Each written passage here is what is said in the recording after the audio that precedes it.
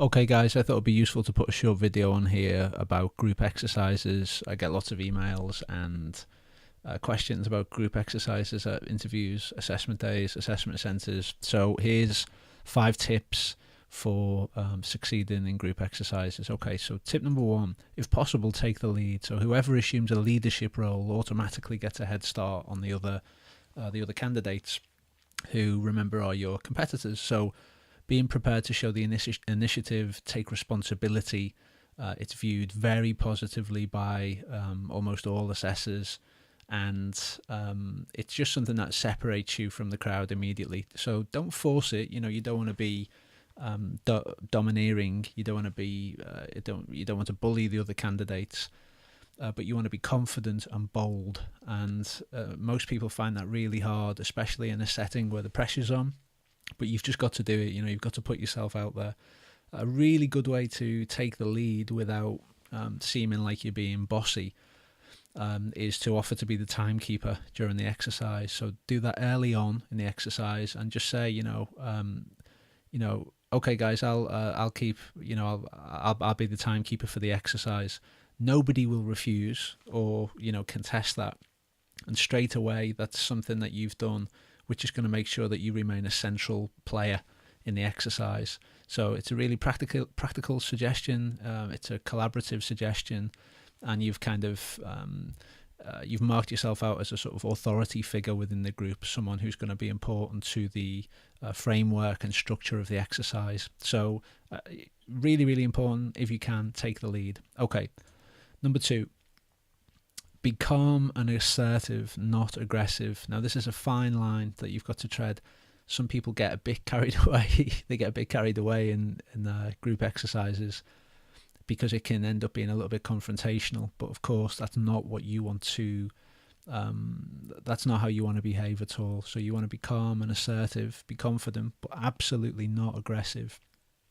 It can be difficult to put your personality across in a sort of well-rounded way during a group exercise because everyone wants to make a good impression, and everyone will have a different sort of view of how to achieve that, really. Some people will be quite dominating because they want to demonstrate drive or leadership or passion, and some people feel so overwhelmed that and nervous that they struggle to get a foothold in the discussion at all.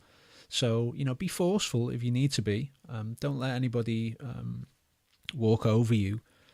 But at the same time, we want you to think calm and assertive. That's what we want you to think. And aggression and not be no aggression. Don't be confrontational. Okay. Number three, include other people. Right. This is an elite trait. This is one of the things that always sets somebody apart from the group.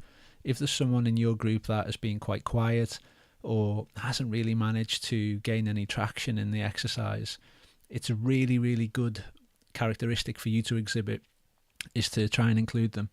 Ask their opinion. Ask them what they think.